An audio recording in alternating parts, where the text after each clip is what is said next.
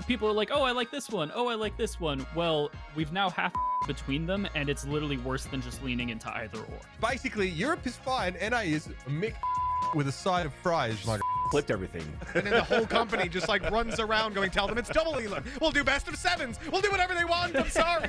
Sorry, go back a little bit. He tried to fight the security detail that was posted in front of his door. Now, This guy, again, he's knee-high to a grasshopper.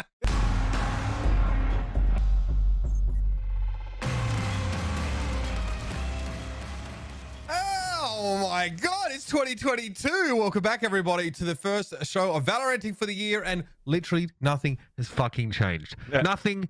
2022, exact fucking carbon copy of 2021. I'm Mitch Leslie here, flanked by these couple turd merchants, of course, Mitchman and Vansilli. Guys, how you doing? Mitch, you look very, your head looks Huge. It looks very big today. Yeah, it's bulbous even. Yeah, look, Smart, this is what big brain. happens when your region flawlessly wins event after event. You do get a little bit big-headed, so please do excuse me. Also, might have twisted the camera a bit too much and zoomed it in, but that's nothing to do with Can't it. wait to deflate that in 2022. Vans, that explains why you look like a fucking ballpoint pen then, because you're a fan of the region that gets pooed on. Dude, How you doing? usually I hang out around here, so I have a big head as well, but I'm like, you know what? I need to beat You at the better- same you better ratio as step everybody back. else. So I'm leaning back in mine. I'm doing okay. I had a great fucking end of 2021. In my head, I'm like, 2022 is my fucking year. It's going to be fucking great. And you're then not I gonna woke be up washed anymore, fucking right? sick. That was the mantra. Yeah. Not gonna be washed anymore. Can you get unwashed? I shower every day, so I'm always time, clean. right? I'm always clean. The thing is, so I put the heater in my room for like 30 Celsius. I wore a bunch of clothes, sweat everything out, and then now I'm good. Did I say 2020? I'm at 2021. I don't know. It's still a fucking limbo with everything that's going on these days, man. Fuck. Yeah, literally nothing's changed. But listen, we're only 4 days into the new year, so maybe we can allow a little bit more time for something to fucking happen. Mitch, how you been, man? How's your break been? I've been good. Just chilling, enjoying the time off, enjoying seeing the family, and honestly, I don't know why I even said that. I hated it. I hate not getting to work. I hate waking up and being like, what am I doing today? Oh, nothing. Cool. Yeah. I mean, that might sound like a luxury, but day in, day out, no, it's not so good. Bring back the season, please. Yeah, I mean, we'll talk about that today, right? Because I think we began the conversation last episode talking about the announcements for the format, the schedule for next year, right? We have a decent idea of what is in store for the VCT and beyond, including game changes and other sort of ancillary events. Very mixed reception for that. So we'll discuss it a little bit later on the show. Obviously, on today's show, we still want to talk about the fucking Roster-mania that's going on. I just look at the faces here. I know we're going to have a real conversation about one of these characters today. All right. So, yeah, roster changes, right? Not just players, but also coaches. So, some certain individuals tend to tear their hamstrings while celebrating and also hate vaccines. So that's one point. And again, we'll talk a little bit about some of what we should expect from the developer in the coming year. We were probably hoping, I think, for patch notes today, maybe something a little bit more fleshed out. It's a bit more of a slow start to the year, but we do want to announce, obviously, what we've seen of the new agent, which is not a whole lot. But we have concept art. She looks eerily similar to League of Legends' new agent, but I think that's just a coincidence. And yeah, we'll cast our eyes further forward. We're going to catch up, of course, with a couple special guests later on as well. Anderzz and Kaplan will be joining us to talk a little about the format, the schedule of the VCT this year, because we're still gathering some insights and some opinions and maybe discussing potential ways in which it can be fixed. Basically, Europe is fine. NA is fucked with a side of fries, my guys. Fucking flipped everything, which has fucking flipped everything, dude. Like I like don't a know. fucking burger, because you're all gonna be working at McDonald's because you're not gonna qualify for VCT, motherfuckers. You have one open pot. Yeah, we'll get there. But roster moves first. Then can we jump into this then? Sure. Because of course, Andbox always making some power moves, guys. Throwing around some serious fucking cash, just mogul money from this org. But as far as we know, they're running out the roster with Oderus, Lear, and Jonah 6, the illustrious. Talk me through this a little bit here, because I know Oderus, obviously, previously on Dignitas, and departed under strange circumstances because he couldn't connect to the game. Was he power now? I don't know what it was, but they dropped. I guess it was the last straw for that org, right? Yeah. So presumably Oderus is ameliorated some of his connection problems and can play the game again, Van. So tell us about this roster.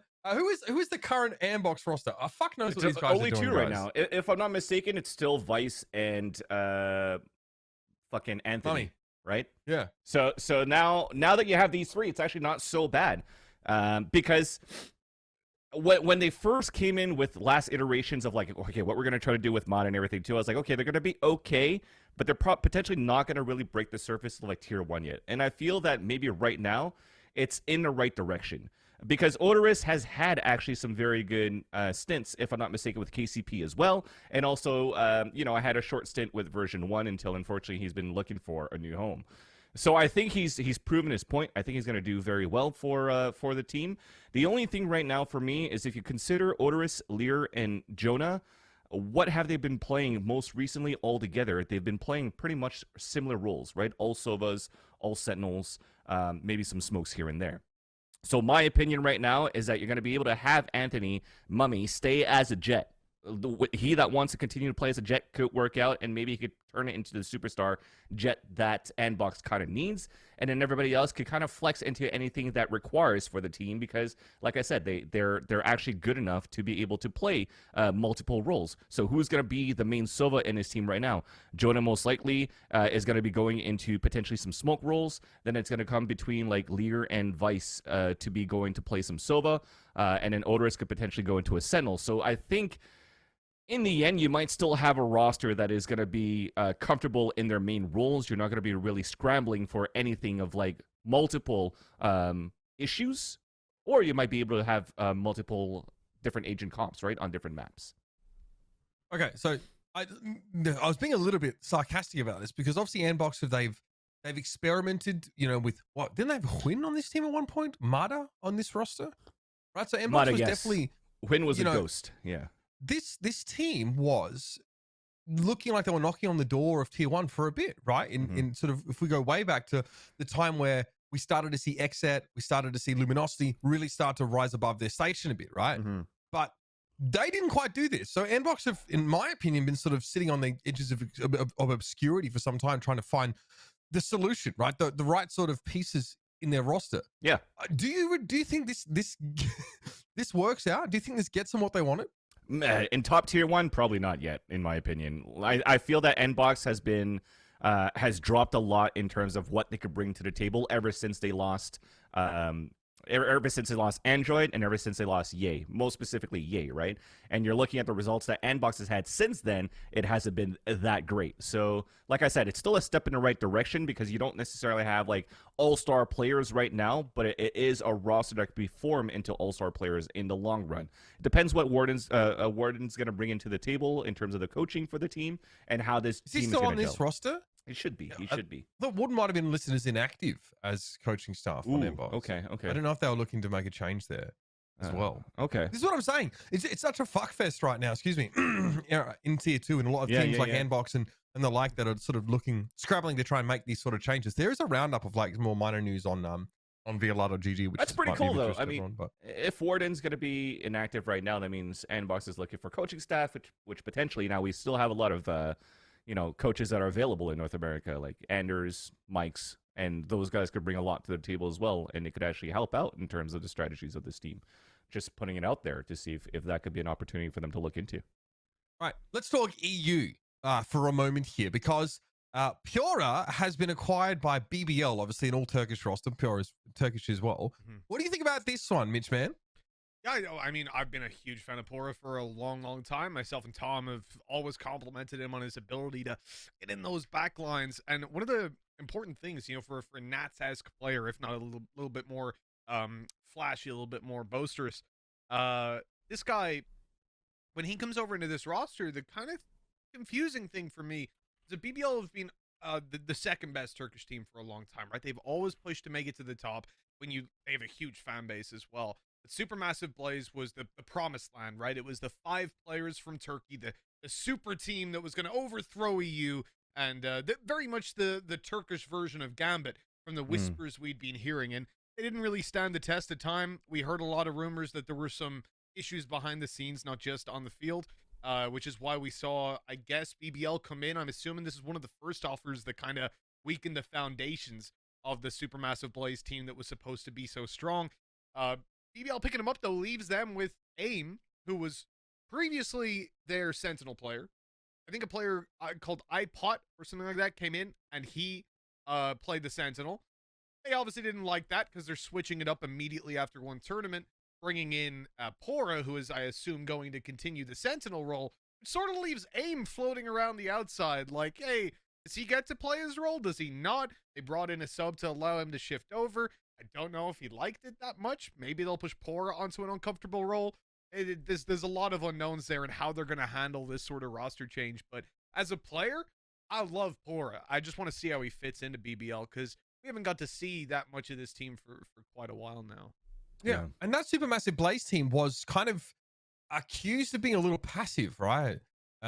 They used to, I mean, I watched them play Haven as well. They used to play as a 5-player unit, just have 2 guys turn anti-flash in either direction and hope that they at least can trade up as they move into sites. You know, it wasn't the most subtle here. So I'm interested to see what it adds to this BBL team who can do something at a regional level, I guess. I remember this Aslan guy, right? I remember a few of these names. So we'll see. Again, Turkish region's a little bit out of my purview in general, but I think everyone knows what that Supermassive Blaze roster was capable of at their best. What about this? What about this, guys? Well-known, prominent UK esports organization, Excel Esports, known for acquiring players such as, excuse me, sorry, because something in my, acquiring some curious players in the past, guys. But okay, so in fairness, they've now acquired some more interesting names, right? Ozzy PaTiTek, Chiwawa, obviously. We know Element from, was he on OG or Entropic? It was OG, right? He was playing the Reyna. The Reyna on Icebox. That's where he was able to like really make a name for himself and catch our eye. It was like, okay, this guy we've never heard of just aced versus a good team, but everybody has you got a 4K the next on the next round. Okay, he's probably all right then. He's probably pretty good. Honestly, you know, I gave XL a lot of shit because they signed a dog shit cheater who was actively serving a ban, someone with a history of cheating for three plus events in his professional career. So a scumbag. They hired him because they didn't care. They assembled a team that was doomed to fail for no other reason than they didn't know how to build a team. It was cronyism central, Mitch. It was just the French boys trying to make it in Valorant. I mean, this is the thing, and it's the one thing that will ruin you when you're building a team is if you start to listen to, oh, my buddy, oh, this guy's really good. You can give them a chance, but there has to be some sort of knowledgeable group of people who are making the decisions on who's signed and who isn't. Otherwise, you end up with, I mean, look, you can have one, maybe you can have 2 players you take a risk on. I would say take a risk on one, the other's got to be solid. When you get 5 players, mash them together and go, oh, they'll kind of work, I guess. No, it was doomed to fail from the start, and we knew that. Now they've actually signed it. Let's move on to the positives. They have signed a really good team. Every single one of these players, I believe, pushing into, I would say, even stage 1 of next year. Definitely by stage 2, this could be a top 5 team. Ozzy is an incredible IGL. We've already seen what the likes of he was PaTiTek insane on G2. He came in and he turned that team around completely. Like the amount of work he did so quickly, and that was like he had barely any time to sort of make mistakes and recover them, but he came in day 1 and was perfect from what I heard from all the players. I couldn't believe they didn't stick with him. He's definitely a player that you gotta, I like. G2 had a different idea of what their identity was going to be based on the big players that they already had or the ones they were already potentially thinking about acquiring and so on. So I understand that things didn't necessarily work out in the moment. That was in no way a reflection on Ozzy as an IGL. I think he's a hard worker, someone that puts his heart and soul in. You look at the rest of the team as well, they've all proven themselves. Or there's someone like Element who, for reasons I can never comprehend, has not gotten the kind of opportunities that that player damn well deserves. So I wish nothing but ill will on XL last time they made a big roster change, but now I really hope to see them succeed. Yeah, this Element guy was on the Wave Esports roster for a time, which Vans is now being asked about in the chat. You're required to provide an opinion about this. Wasn't it like a predominantly German team? Can put me on the spot for us. You can't put me on the spot. I mean, Mitch, do you have any thoughts? I don't force the coaching Wave, but like that's probably why he's been asking me about the Wave roster. So yeah, that makes sense. if you get a moment to speak to Tom about Wave, just make sure you got at least 5 moments, because this guy, he's just gonna tell you about Carcass the day he met him. First day he met him, looked in his eyes, and realized this man could do big things every time, man. But no, Wave was a solid team. They were another team that was kind of contending alongside the the likes of the incredible Alliance team, for example. Great fans behind that. Absolutely stellar. Yeah, they were incredible. First team who qualified at Masters, by the way. You could say that team propelled Europe forward even after they disbanded. I mean, I don't want to say that that's the truth, but you said it, so I don't need to. It's all good. But yeah, I think that we were talking about Wave. Yeah, they're a super solid team. I like Muri a lot, who's the only player currently listed on that roster. Hopefully, nice roster for us. I mean, it's one of these. It's one of these things where they're actually biding their time, I guess, until they need to really lock that in. Take your time with the decision, whereas some other teams have surprised me by signing players really quickly, and it's not like a scream or something. It's like a little out there, Sorry, I'm tilty people calling him predominantly German. Only two. I know that Nico. And Carcass was not German, right? Was he like Lithuanian or something like that? Yeah. There you go. Right. We talked about him on the show once before.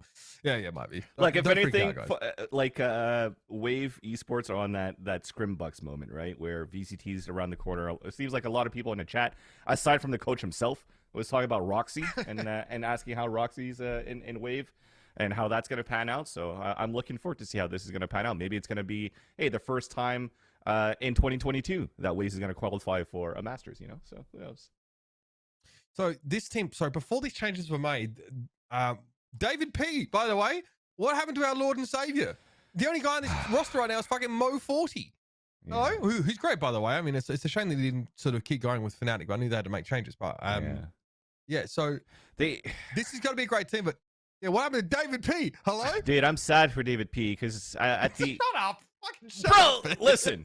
At the end of the year, he had a heartfelt twit longer of reflecting back on 2021, where and he had a tough year, to be fair. Exactly. It's been super tough for him, and he wants to do better for next year as well. So sucks that you can't stay with Excel, but I think he's been working on having I think in terms of 2022 resolutions to have better. How can we put this, communication with his teammates, just so that he can be a better team player for any team that's looking to potentially pick him up. So all the best for David P. They built it. Hang on, hey, they're trying to build this team around the motherfucker. Before they pivoted on that awful quick, didn't they? Yeah. From trying to build the team around him to fucking turfing the boy out. I get it, though. This is exactly what we warned about with the off season. Coming up. We knew the teams were going to do this. You're going to sit there and look at it and go, okay, we've got a good team, but look at those players that are available. It's so the roster that they've signed, dollar to potential ratio is just off the charts compared to what they had. I think all the players that were on the old roster would probably agree with that as well, if egos aside. So I think that it's no surprise, really. They took a risk, and I can respect it. Obviously, they had a lot of faith in David P. I'm sure he had a lot of faith in himself. And in the players that they signed for this. Wasn't a project a lot of people believed in, which means even harder to go along with. Don't sign a cheater, and more people will believe in you. But this time around, hopefully he gets something. Honestly, David P was, I really didn't like him as a player when I came into Valorant. Obviously, he had the whole history in CS and the ESEA drama and all that sort of stuff. Yeah. But also just as a player, I didn't think he was that good in CS. And when it came to Valorant, I was so outspoken about him for 2-3 months. I was like, he should not be on a team. He's not going to succeed. G2 pick him up. I'm like, guys, why are you doing this? And then we watched the first kind of 2-3 matches, and I was like, the whole time I literally, Tom, I tell you, I was sat there going, yeah, watch him. He's going to peak this now. He knows he doesn't have to. He's going to. And then he didn't. And I was like, this isn't the same guy that I've seen, that I've known for years. He grows. I hope he finds a home, because he seems like a really genuine guy, to be fair, nowadays. I think he's learned a lot from his mistakes. My gateway drug into European Valorant was watching that G2 roster with David P. after they just had him trialing on that. It was good. Yeah. I watched him dominate bathrooms on fucking or showers rather on bind defense with a ghost. I'm like, this guy fucking kind of slaps. I mean, I'm kind of liking it. So yeah. Good luck to the guy. Obviously, just so much nonsense surrounding this the initial the biggie, right? That fuckwit that was banned and okay. So looks like Excel are on the up and up. You know what I mean? Really well-known, very vaunted, famous even esports organization coming out of the United Kingdom. Just very, very good actually with influencers. The organization's very, very good at I get TikTok or whatever. Like I've seen the people that they signed. I don't know what it is about UK orgs. Like Guild are the same. They have like mad social media influencers. Yeah, it's really good. Can we keep talking about some of the juice though? Because I thought this was hilarious. Obviously, G2 are making some changes, right? One of their newer additions, Keloqz, the young, the French wonder boy, the Keloqz go kill, the flying Dutchman, Frenchman, excuse me, the jet that just charges you at the start of every round, makes a bit of a twit longer here, and spends some time, you know, giving some personal thoughts to all of his teammates, with one exception. I love some it. bad blood there. I love it. I love it. Okay. Yeah, obviously. So Nokia doesn't get. Look, listen. I mean, it's a little obvious here that, you know, he has less to say about Nokia, which is fine. I think he's still. I mean, this is still quite civil, but I was reminded of this Key and Peele skit. It's just so good. Oh, I mean, man. you can't imagine anyone turning to Nokia and just being like, "My brother, I love you, man." Because he's gonna turn around and go, "Okay, thank you." Yeah, Like it's true. he's not gonna reciprocate it. At least what he put in his twit longer is, albeit short, still respectful, right? He didn't try to talk shit to anybody like that. It was probably a bit of a joke as well between him and Nuki. Like that's Nuki's sense of humor. It's like I doubt it. You don't think so? I doubt it. Okay, Cue that up there, Daniel, because there was, I don't know if you guys remember, up in like October, there was actually a story that came out from like how Nuki was on his stream. Nuki on stream? Exactly. So like if you're looking at what's quoted at the bottom of this right now, he says, "I have no clue what the team situation is going to be. If certain people stay on the team, I'm not going to play with them." And then he goes, "a certain person." And on top of that, before he goes into that, he's also talking about how, you know, I don't know what's going to happen either. Maybe I become a full-time content creator. Maybe I become a streamer, something like that. It all depends what the team direction is going to be. So I think when you're looking at G2's situation, it now becomes an ultimatum from Nuki's spot to say, look, or you play with Keloqz that's been kicking ass during the Masters, or you play with me, that is also another duelist that did pretty good, and I was able to single-handedly own Sentinels on Icebox. So and that becomes, what is the conversation? What has been going between closed doors, or behind closed doors? Sorry, between these two players. What type of spice are we bringing up here between these two? I mean, you're bringing it all up, Vans. You're the fucking spice dealer right now, homie. Dude, you're the one fucking digging. Zero you're the one spice. who's digging through the logs, my guy. Look. You're fucking Cerebro on. It's all in this hat. See, I don't talk shit. I just try to do my research. I try to do my research, man. In the background, you can hear Nukia whispering that he's got a problem with. He's like, say one more word, and and it's I like kill they you. zoom in like a satellite trying to like triangulate the location, and Vans' consciousness like zooms in like to fucking Nukia at his desk drinking a fucking cuppa. All right, so obviously G2's now looking for a jet player. Excuse me. It's Mixwell now. So Mixwell is going back as a main jet op for the roster. So and then you see his reply right here too on Reddit. So he goes, it's not necessarily my decision to go back as a jet op. Is our coach. Everything is revolved around our coach, and it's probably Pipson, the coach, that's going to figure out who their fifth player is going to be, so that it fits into what they want as their play style. So is it still going to continuously be, Nuke and Mixwell as jet second duelist and jet op, respectively, and then see what's going to be for the rest? They probably need a sentinel. What are you going to do? That's where like I feel so weird about this, because taking Hoody onto the roster, obviously when he came to Valorant, he was just jet op, and we mentioned him earlier. Dude was just one-trick pony because he came from CS. It was a plug and play. Hey, let's have a go at this fun anime CS, and then all of a sudden he was like, oh, I like this one a lot more than CS. Don't we all? But he can flex into roles, but I really think that putting him on this team, having Mixwell as well, it'll give them a lot of depth and firepower.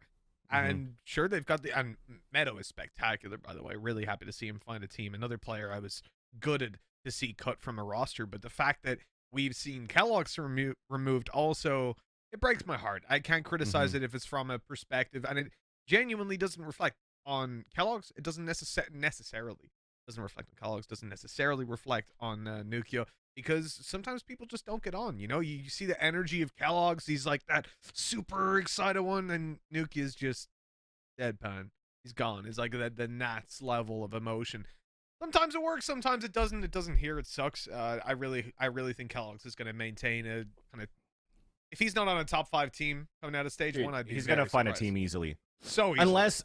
Unless again, it depends what happened between Keloqz and Nukie, where it's like, okay, well, if there's that type of like personality that doesn't mesh well with other players, then maybe that would be the downfall of Keloqz not being able to find a new team. But at least I feel that he's definitely going to have a lot of opportunities to trial and test out with top teams based on how well he's played the Jet.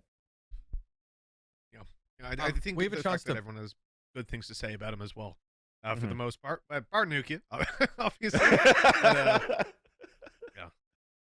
Can we talk quickly about Pipson as a coach on this team? Because obviously he's come into this team and made some pretty big changes sort of straight off the bat, and obviously has a pretty strong idea. This guy is super well respected as a coach in the European region, right, Mitch? Yeah. Never had the pleasure of working with him myself. I think we messed around a little bit on some like 10-mans and stuff like that. But from what I've heard, everybody has a lot of respect for him as a coach for sure. Moving into this roster, I'll say this: if you get someone like Mixwell to allow you to, like Mixwell's on Twitter or Reddit, sorry, that quote that we had up earlier where he's like, it was Pipson's decision. You got to go into Mixwell's team and make a decision like that on, you know, hey, Mixwell, you're going to play the Jet now. I mean, I'm sure he's not going to fight you on it, but they're implying that if he went, you're going to play the Cypher, he'd be like, all right, cool, yeah, I'll do that, no problem. And it's interesting that that they give him that level of respect. It's exactly how it should be, though. So it's good signs for G2 moving forward, even if I don't think it's the best outcome for the team on the server. As I said, when personal things get in the way, it really, really sucks from an org or coaching or any of that kind of perspective, because you just think like the potential, you know, the lost time. You got to practice with this new guy. You got to, you know, train them in. It's just time dripping down the drain. And I think as well for Pipson, it means, you know, you've come in here, you've taken one of the fan favorite teams, one of the biggest teams we've got in EU Valorant, and now you're making big changes, and it's very public that you're the one making them. A little bit of pressure there to deliver, but I think he's got the right squad to back him up. All right. So yeah, I'm curious to see how this project works out, because then Mixwell is IGLing from what I understand now, and switching over towards the Jet Op. Someone in chat did mention that, I think Nukia mentioned, he said tweeted something like IGLing is hard. So they might have experimented with a couple of different options there, but looks like they ended up, I think in that thread Mixwell mentions he's IGLing. Let's talk about the fucking guard, right? Cronky Sports and Entertainment. You know, these guys, they got a lot of money. So this is their Valorant roster, right? We I think initially it was like Valen and Net and Sam. Obviously adding Sire Player or Spider, that's his Twitter handle, Minon501, and Jonah P from that Complexity project, if I recall. Yeah. Okay, so this was their roster. They had a full roster, and then, gentlemen, they didn't have a full roster. Kind of crazy how that works. You go from 5 players, and then you eliminate 1, and then you have 4. So Sam, no longer on this roster. Sam obviously going all the way back to his time on Dignitas. He's been very charismatic in interviews, obviously very driven individual. Not a good fit for this team, Van Sussy. Yeah, that's the sad part as well. Another one where, unfortunately, yes, Jonah P, when he was in this project for Complexity, is playing a lot of Silva. And then now you're with the guard, you have a potential where you have Som that's going to play Silva, and then you're going to have Jonah P that's going to play Sky. Now, I don't want to be a scoreboard Stevens, but when you're looking at all these past matches for the guard, you always unfortunately had Som at the bottom of the scoreboard. But I was also looking at duels. He was losing a lot of duels when he got into the further matches. Now you also want to ask, okay, how does this work? How is he currently playing the Silva? Is it a Silva style that meshes with the team? If you're going to think a little bit further than that scoreboard, is it meshing out with the rest of what, for example, MCE wants to run for his team as a coach for the rest for everybody else? Like when you're looking at a player that plays a Silva, or in general, it's a player that usually is going to have to stay alive the longest and have to go into clutch situations. So then if you have to look at how the guard has played, is a lot in these clutch situations where he has to clutch, where he actually can either, and you might need to find somebody else as well, right? So there's a lot of factors to look into, but unfortunately when you look and put all these together, that's a potential reason as to why he unfortunately got let go, and that they're currently looking for a new fifth to fill in for NA VCT. Do these guys play at Fullerton LAN as a full 5? I think they did play at Fullerton 5 as a full 5, yes. Right. So they lost to a team with Scrounge, I guess, with Zero Marksman. Yeah, Scrounge and Adrenaline, actually. That was actually not bad, the Zero Marksman. They, Adrenaline is an old school player, if I'm not mistaken, from like the Counter-Strike 1.6 days. And he's still playing and he's still able to frag. So it still shows again that boomers are still able to frag, which I'm quite happy to see. So then that's really nice. They did really, really well, I think, at Fullerton. But yes, they did lose, or should I say, the guard did lose to this team, where potentially with the amount of money that's invested into this roster, which is, I'm assuming, what the guard did, then you would expect to win Fullerton. So that was probably another thing there, right? Big you're pressure. fucking around. Like you're playing against like the Vietnamese sort of pug stars. Yeah, man, Vietnamese curry and fucking curry. And they didn't even fucking win. I was like, there's no way. These guys and then like Mina had a team as well. Yeah. And then it was X Serenity Black featuring people that I don't fucking know at all. Don't know any of those guys. Sorry. just fucking don't. Yeah, so I think obviously the guard not quite getting off the ground, and to be fair though, at least playing a LAN in person, in the flesh, probably gives them a decent idea of what they're working with right now is going to work out. So that's fine. Yeah, it's pretty early to obviously make these changes, but I think teams want to iterate as much as they can before that one open qualifier that they get. Exactly, that one single one for the next fucking 6 months, which we'll talk about later, right? But that is insane too. So then, like I said, going back to Fullerton, that was probably the biggest test for the guard to look at. We're going to a LAN. We put a lot of money into this roster. Let's try to see how this roster pans out on LAN.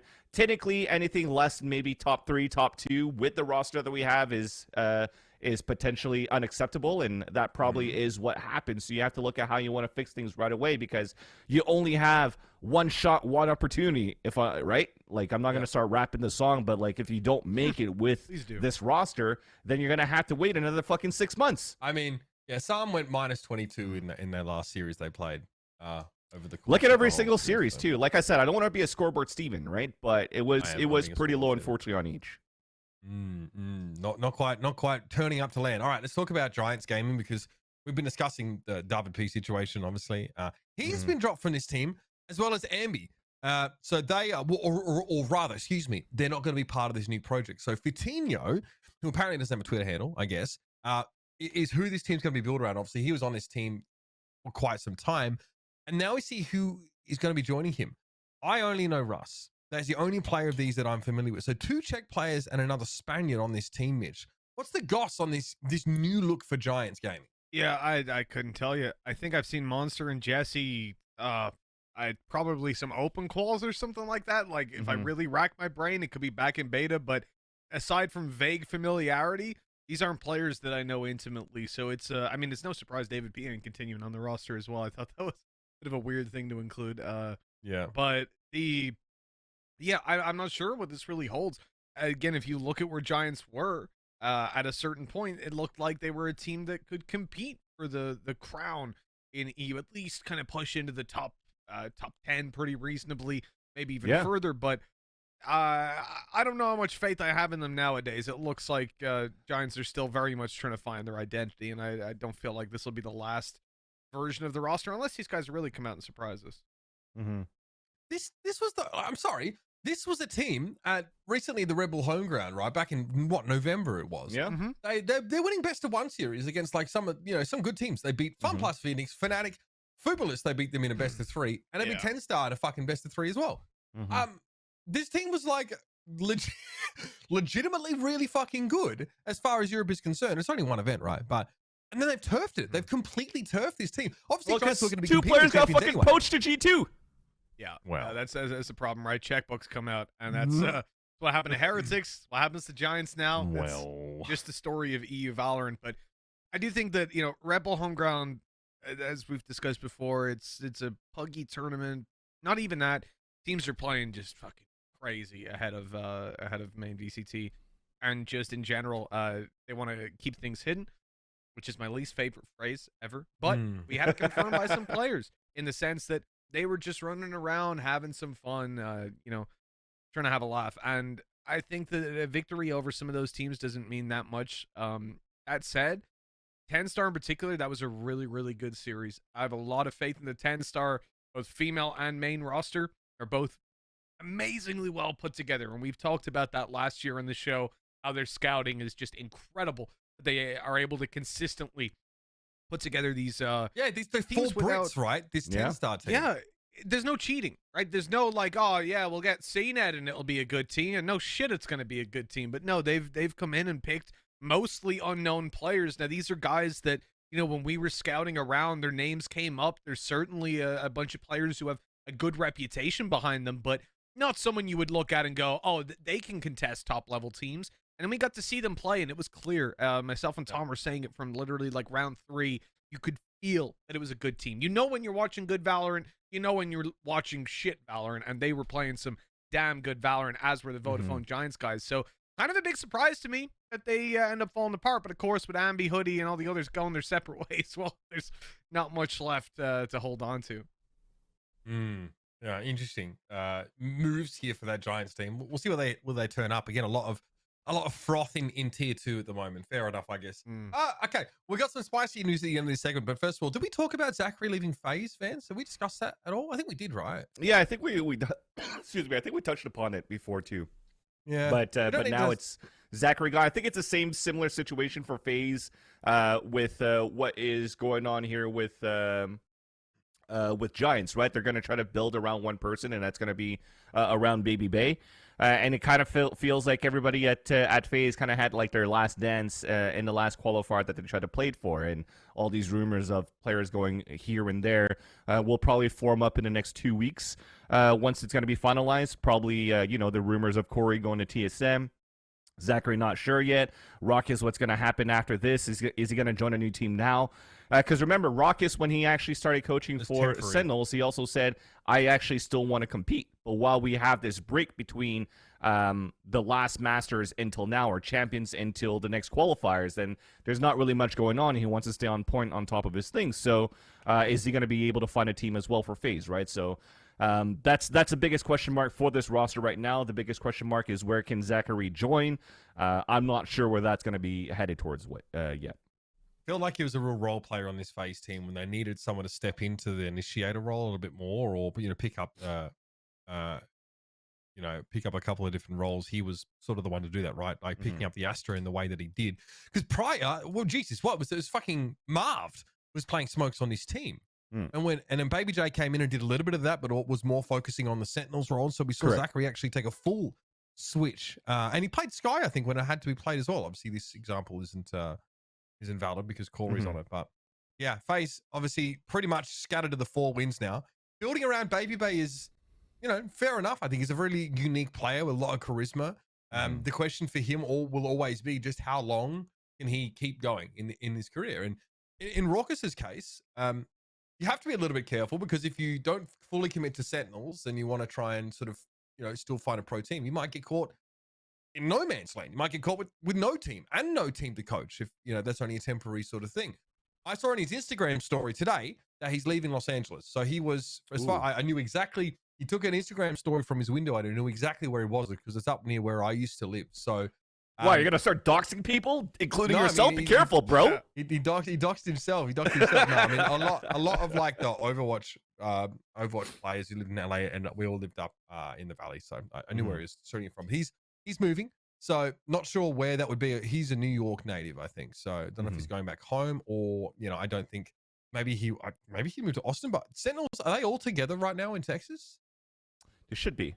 I knew that Shaz at least was there, because he was hating life when their bloody pipes were freezing. So he might be moving to fucking Austin, in which case it's a bit more of a longer term plan, right? You'd think he was only coaching that team temporarily. He might not move out there. So keep it posted. I'll keep you up to date with the newest fucking takes from Raucus's Instagram feed. But let's talk about 100 Thieves, and one of the most surprising announcements I have seen this offseason. Now, Keloqz was a part of this Liquid team, obviously Fish 1, 2, 3 before that. Distinguished himself as a really solid IGL. This is a head scratcher. First of all, it's a transatlantic player transfer. Secondly, Keloqz was he on NIP for some time? He was, right? But again, not really reaching the sort of highest of heights. And then he's being linked with 100 Thieves. Let me give you a brief rundown. I'll let Vans take the 100 Thieves side of it, but I'll give you a brief rundown of sort of Keloqz in his career, because popping up on the radar in Valorant specifically, he'd been a UK CS player for a long time. People knew him, but nothing remarkable. Kind of like, Boaster, for example, right? Just some UK player comes into Valorant, made a name for himself right away. Keloqz was the same. Not in the same kind of flashy way, but because of his IGLing, right? Fish 1, 2, 3, bunch of British dudes. Everybody's underestimating them. Being Irish, I'm happily underestimating them. Everyone's having a good time. These guys start winning everything in the very early days of like Alpha Beta. They look good. They're playing good Valorant. They continue that. Tapered off a little bit. They stopped kind of being one of the teams we talked about contesting for the top, right? You had your FPXs. You had your, obviously, G2 at the time, dominating. And then swap it over. Fish 1, 2, 3 gets signed by Liquid. They get screaming. Things are looking fantastic. Now, Keloqz, after Liquid, which was a decent while he's playing there, having a bit of success, it's really hype. He goes out of the roster. You end up going to, like, No Poaching was the next significant. Honestly, that was a good roster, but sadly, No Poaching fell victim to poaching, which meant that roster didn't get to reach the heights it maybe could have had they have found an organization. That was kind of during the drought of EU Valorant, where we just didn't have orgs signing teams. You would have, like, top 8 teams, and like one of them would be signed. It was just, it was stupid. When it came to like challengers, playoffs, and stuff like that. At NIP, had a stint there, but here's the thing: going into NIP, he's replacing an IGL of existence, or Keloqz as he's now known, who was then coaching from the back line. So it's super hands-on. It's Existence's team essentially. It's still the team that Existence was IGLing, but he's nursing an injury. So now Keloqz has to come in. He's got to try to make it work right around that.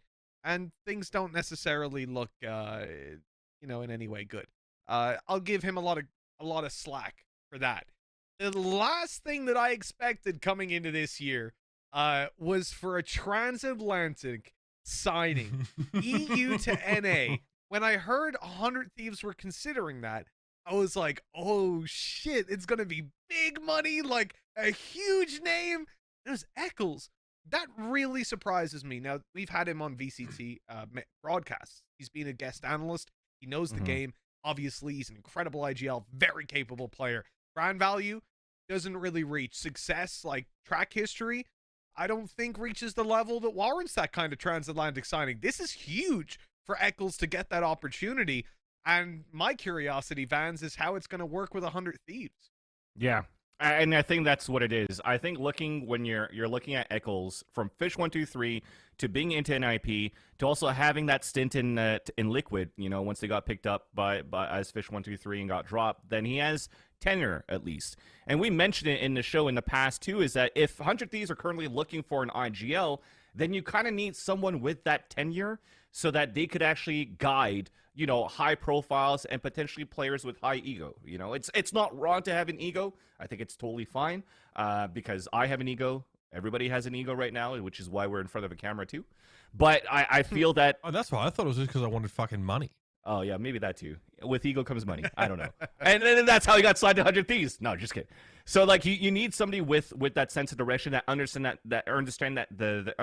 the game very well, just as Mitchman has mentioned before. So, if you have somebody like Keloqz that's going to be able to direct the Hiko, the Ethan, and the Asuna of this team, that is actually, for me, a pretty decent move. Yeah, money bags with a name that has high profile names to as in terms of rosters to this player, but not having the results as you wanted. I think this may be the team that Keloqz will be able to provide with 100 Thieves. All depending who's going to be this 5th player that's going to join in for the team as well, because it's not going to be 7.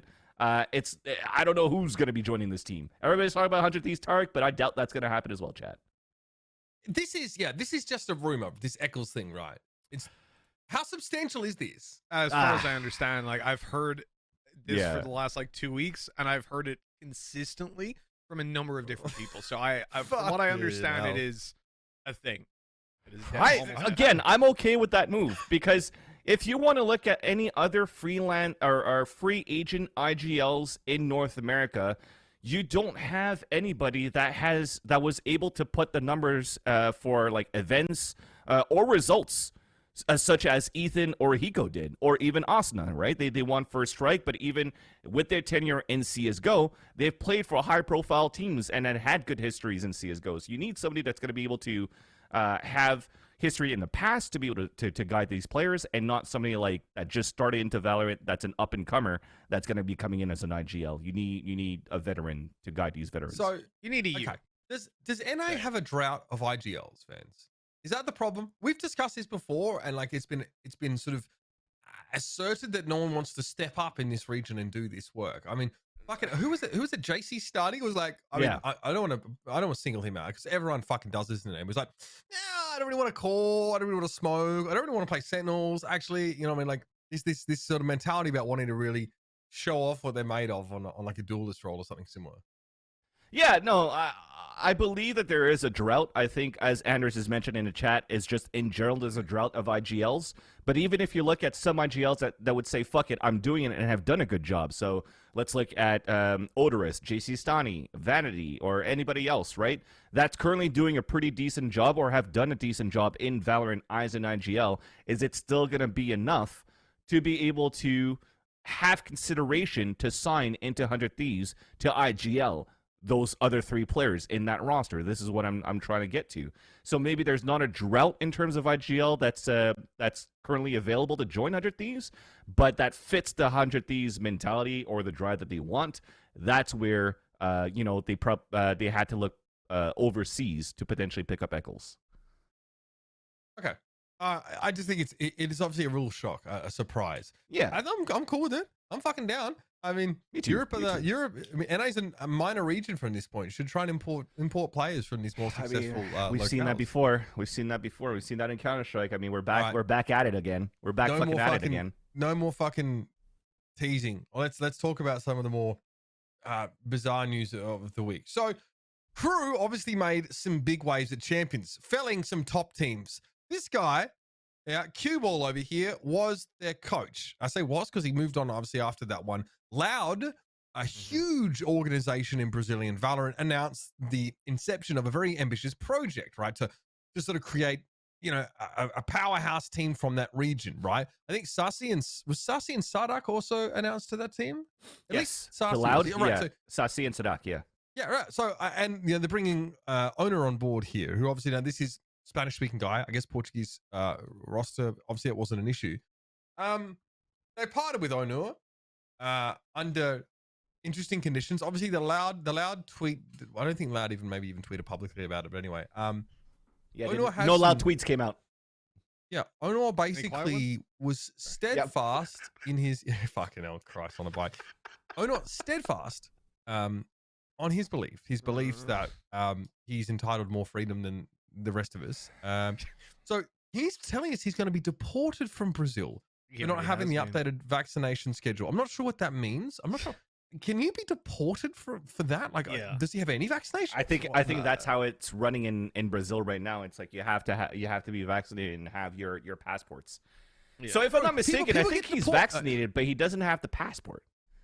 I will say my understanding was that he's not vaccinated at all, and that comes from Berlin, essentially, where, as obviously word gets around, and none of this is brought to us by officials or put in a document or anything. So I can't say 100%, but let me give you my perspective on the situation. We turn up to Berlin. We know there's a couple players that are anti-vaxxers, at least one. We know that there's a couple players as well who aren't vaccinated, or as far as I know, everybody on the staff was, because no one's psychotic. But sadly, some people don't follow that. So we heard there's a couple people without it. He was one of them. Day one, there was words that apparently they had to put security. Again, none of this is gospel. Take it with a pinch of salt. That's all I've heard people say. I just want to be Where is clear. this going? Apparently, they had to put security outside his door because he refused to quarantine. Then he apparently, and these are an exact quote, can't even remember who told me it, but it was he tried to fight them because he didn't agree that he had to stay inside to isolate during the isolation. So sorry, stop, Yeah. sorry, go back a little bit. He tried to fight the security detail that was posted in front of his door. now This guy, again, he's knee high to a grasshopper. yeah, Motherfucker's like up to here on me. Talk about small man syndrome. He What is is going jacked, on? though, dude. He is jacked. I'll be fair. I reckon he could Uber's roundhouse jacked. kick you. I reckon he could jump up that high. I wouldn't be. It's not because he messing with looks him. like fucking Jason Statham that he can fight like fucking Jason Exactly. Statham. I reckon he I can can, use though, that man. motherfucker as I an reckon he can. ottoman. Look at this guy. All right, not bad, not bad. Nice hat. Uh, This is very appropriate. Look at that guy, Looks he's mad as jacked. fuck. To be fair, Okay, like so I'm gonna get the positives out of the way first. Guy knows the game. You don't get to that level. You don't have the kind of performance crew do without knowing the game. Guy doesn't know shit about COVID, evidently. I don't know how. I don't know what. So let me give you an exact quote from one of the tweets, like the twit longer he wrote. As soon as I read, sure. freedom does not triumph, I was like, all right, well, this is fucked. That's like not something a normal person says. But then I went on to read the twit longer where he explained, oh, hold on, guys, I'm not against the vaccine. I was like, okay. So the words I had heard was that that he was not vaccinated, that he was anti-vax, that he didn't believe in that shit. So he's like, no, I'm not against the vaccine. I think it should be given to some people, blah, blah, blah. And then he's like, I'm against the vaccination passport. I was like, what? What? But he's not vaccinated. Maybe He's not vaccinated. He's not, right? Yeah. Mm-hmm. And I wasn't vaccinated. Exactly. So this dude is not vaccinated. He don't. Apparently, he's okay with the vaccine, but not the passports. No.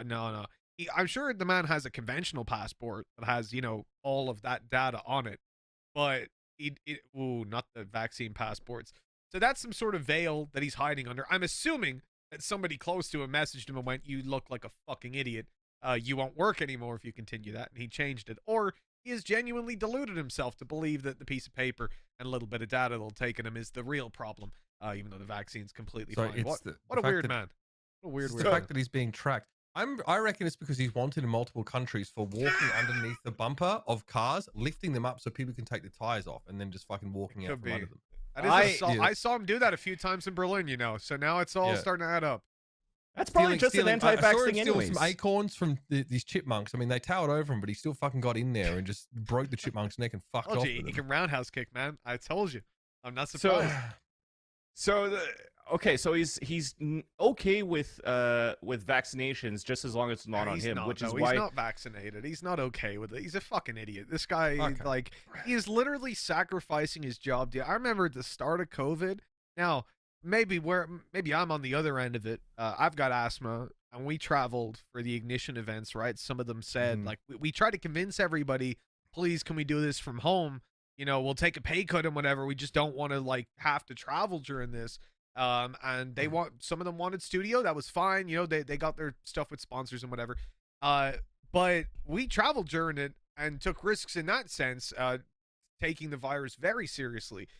Mhm. To be in his position blows my mind that he's like, I want to work. I'm great at my job. I believe in the vaccine, not the passport, but I won't do that one tiny little thing to fix all of this and make it all okay, even though he thinks the vaccine's fine. It's like, if you but that's what I'm actually think saying. it is, you just take it. You don't. It's one of those my body, my choice kind of thing. So it's like, if you want to have the vaccine, no issues whatsoever. If you're trying to enforce the vaccine on myself, not a good thing.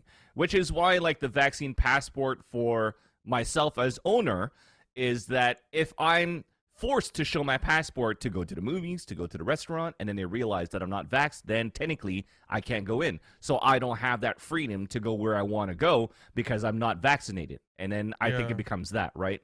That was a great explanation of mental illness. Well done. That's really good. I like that.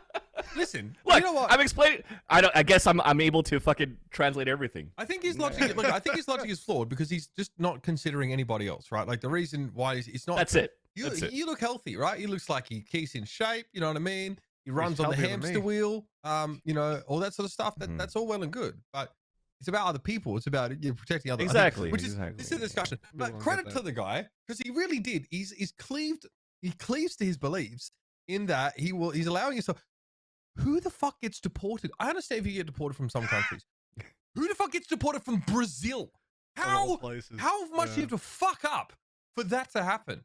But that's what I'm thinking though. I'm thinking that Brazil probably changed their COVID laws or some shit like that. They did. So I was reading again in the Twitlonger. He went on to explain that basically he's a fuckhead because he didn't check the restrictions before he traveled there. So him and his partner traveled there again without checking the restrictions. You know, the one thing that you would probably think to do, as well as remember your passport. But fuck knows if he did that. So he he turned up. I think the first thing in the Twitlonger was like the organization didn't check the restrictions. Oh, it's their problem. Okay. Okay. Nor did he.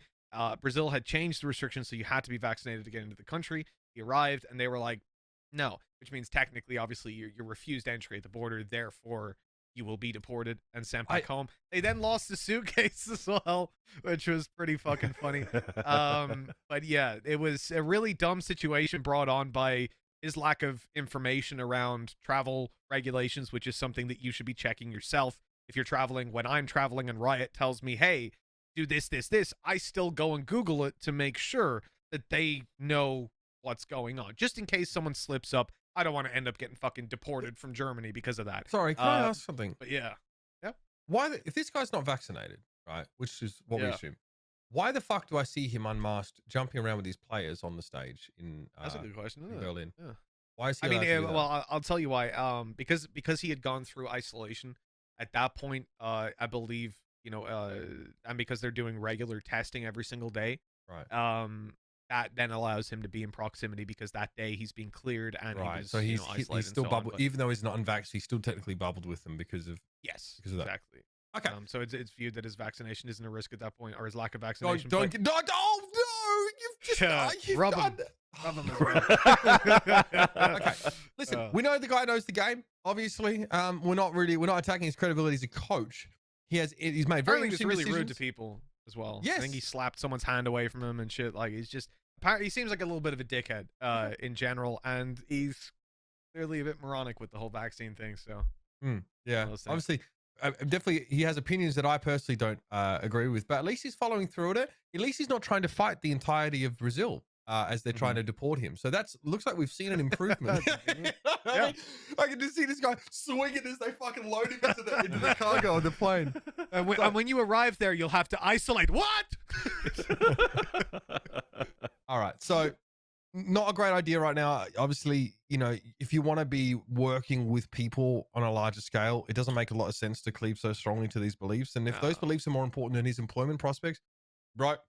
So, bro, you can go live on the farm with Alberto Rengifo or boy Crumbs. You know what I mean? Y'all can just chill and be happy. But coaching Valorant maybe not an option for you. We'll see. His body, his choice, and with his choices comes consequences. And if it's his career being gone from coaching Valorant, then he'll find something else. See. You know, and here, the team might just contract him to coach remotely.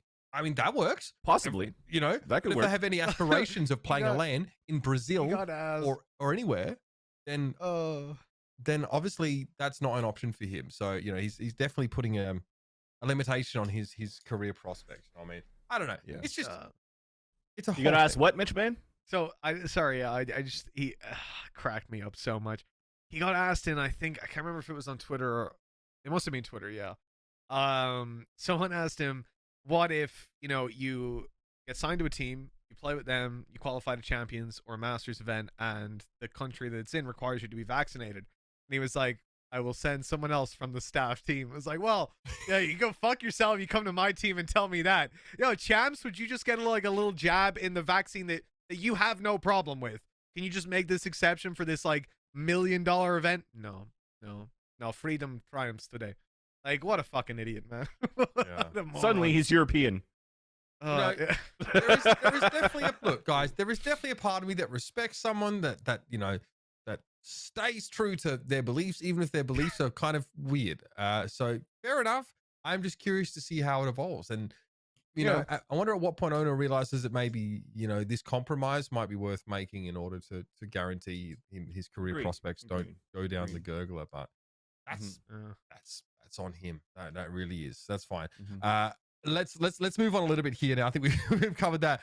Plenty of juice there about Onur, though. If you wanted to know what kind of guy this guy was, people thought he was the GOAT because he fucking, I guess he tweeted some shit at Zoms or whatever. But you know, behind the scenes, maybe not exactly the sick cunt you guys believe him to be. All right, we have a new agent leaked by our good friends over at Bezos Land. Amazon. This is in the Prime Gaming tab on Twitch. If you have Prime, you can click on this. This is where you redeem your drops in Valorant. And the splash art for the new agent is right there. So obviously, someone jumped the gun over there at Amazon, putting this forward, and now we have more of an idea of what the new agent looks like. Yeah. And I think if you're looking at Simprel and everybody else that's been talking about this new agent, apparently she's Filipino, which is great. You know, bringing more variety from around the world into this. I know, you know, we have some people that would be happy about that. I'm super happy about that, to get some Southeast Asia representation. But now my question is, because this new agent is probably going to be coming out the next act/season. However you name these again, I don't know if it's episode or act.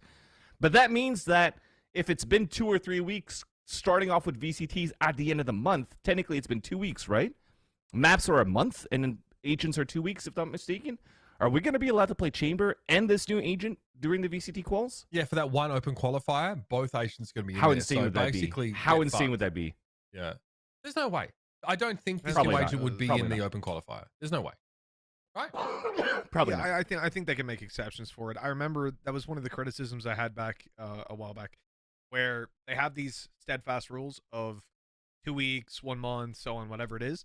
But sometimes they're not stuck to. Like I remember coming up to, I think it was a Masters event where an agent or a map technically should have been able to be played, but we decided not to play it, which was the correct call. But the point I had was, why make the rule if you're going to break it willy-nilly? I think it was Breeze. I think it was Breeze. Yeah, I'm almost certain it was. And we were like, please do not. The whole community was like, please don't make pros play that. And they had they to took go it back out. on it. Fair play to them. But that's the thing. It's like, why make the rule then? If you're going to potentially break it later on, it's better to just say, you know, it'll be roughly 2 weeks, or because I think the exact wording, it's not even 4 weeks, fans. I think they say 28 days. I think it literally specifies the time period in days. Okay. So you can look ahead and see, and that's where I was like, it doesn't really make sense. Just say kind of 4 weeks or whatever the fuck we think makes more sense. So what do we know about this new agent outside of she clearly has the need for speed, and she hails from the Philippines? We have the Pinoy Tracer coming to Valorant. We fucking know anything more about this? Any other leaks? Anything? Wait, is Ness in the chat? Ness loves to try and break these fucking codes. I think she's still working on the Chamber one right now. I think they finally found the cipher for Chamber, and apparently they couldn't find it until somebody, as like a developer from Riot, had to give the hint for them to find what the cipher meant. I forgot what it meant. But they finally deciphered it. So check it out. Simprel probably has it on their channel right now on Twitter. We don't know her name is Neon. She's fast. Got to go fast. I'm assuming at this point, is it another fucking dash? Is this somebody that's gonna move fast? Is this turning someone who can post up on operator positions for free again? More of those agents. Yeah. Look, the way that I see it is that with these agents that continuously are able to just get away quickly with no consequences. So, for example, jet dash away, or you have a teleportation from Chamber. If this is going to be another one here with Neon, where she could actually dash away or move fast or escape these kinds of things, you're moving into potentially a tactical FPS where these agents are most likely going to be needed to actually win these rounds, because you're just able to escape freely after getting a kill. So you're turning the game potentially into agents that will not need a support of like a Sova to like get information to try to get kills, nor do you have less opportunities, or you don't need as many opportunities to go for trades as you would like to, as you currently see in Valorant right now. I'm excited to see where this direction is going to go and how this game is going to get tweaked in the future. But this agent, I'm looking forward to seeing what she's going to bring to the table. I remember watching Nitro give an interview with I think it was Bala or someone from Platchat at LCQ, basically saying this year's part busted. The fact that you can get away for free, you get a free P as Jet, completely warps the game in his opinion. more agents that allow you to do this, that let you get away, I guess, for like, not hitting your shot or like make it impossible to trade off you is that a direction we want to go in? Agents that make trading harder to do? Because obviously Reina does that in a way as well. Obviously she can just dismiss away. Do we want more of this in Valorant? Is this conducive to good gameplay loops in your opinion? I honestly don't think so, and I hope it's not going to head towards that direction. So I could say I'm looking forward to how this game is going to evolve, this meta is going to evolve, but like you're starting to see it too, where some teams or some maps are using less. For example, like Sentinel players, like Anchor Sentinels, like a Cypher or Killjoy, and going more into like these like flash and get and allow for your duelist or anybody that has this capability to get entries and get away, right? So I'm looking forward to see how this is going to pan out.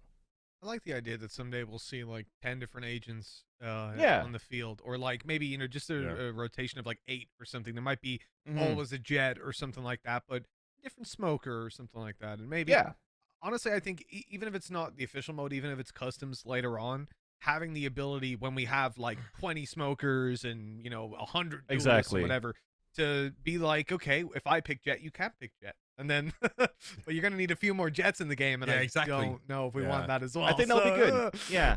And in the long run, I think it's going to be great, because the plan that you have for Riot is to try to build this plethora of agents that's going to be available and to get picked for these matches. And I think in agreement to what you're saying, Mitchman, if it comes down to like a single pick and you can't have 2 jets in a map, then cool. I think it'll be nice to see that happen and see if that works, right? That's a great way to test things out. And if it doesn't, it'll be like, okay, well, you could still have mirror picks, but then you'll have a bunch of agents. You get into a ban phase potentially as well. So I think until we get there, there's still going to be some people that potentially could get a little bit upset as to where the direction of the game is currently going because of all these agents coming out. But as you're only coming out with one agent at a time, then you're going to have one person that's going to be broken for a bit, then another person's going to come out to fix that, then another person's going to come out. So then it becomes that, right? It becomes a catch-22 until you finally have your 60 agents or how many agents that you want. Dota 2, everyone's busted in Dota 2, which means no one is. I'm fucking fine with that. You know what I mean? Just keep fucking adding. And again, like, the ability to evade, or to trade easier or harder, or make it harder to trade, right? That has a real impact on a attack shooter game. But we don't know anything about this fucking agent. All right, we just spent 10 minutes telling you about a fucking agent we don't know anything about. That's how good we are. Fuck, hour and a half show. So there's a new game developer, a game director, excuse me, for Valorant. So Ziegler obviously was initially the game director for Valorant, and Joe Ziegler, that is, and he's penned his departure notice. Obviously, he's been working on the game for 8 whole years, so that should give us an idea of just how long this game was in development before it actually released. And the mantle is being handed over to Andy Ho.